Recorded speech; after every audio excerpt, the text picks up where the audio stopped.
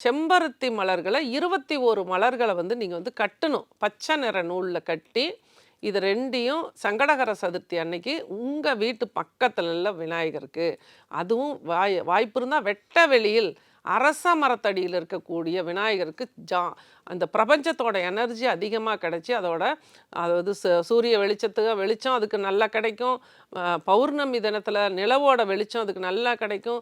ஒவ்வொரு நாளும் ஒவ்வொரு நட்சத்திரத்தோட அந்த பவர் அந்த சிலைகளுக்கு கிடைக்கும். அந்த அரச மரம் அப்படிங்கிற அந்த மரத்துக்கு அடியில இந்த விநாயகர் இருக்கிறதுனால இன்னும் கொஞ்சம் கூடுதலான பவர். இந்த மாதிரி அந்த மாதிரி இருக்கக்கூடிய தெய்வத்துக்கு இந்த 7 தேங்காய் மாலையும், இந்த ஒற்றை செம்பருத்தி 21 மலர்களையும் கட்டி பச்சை நிற நூல்ல போட்டு உங்களோட விண்ணப்பத்த, பணம் வேணுமா?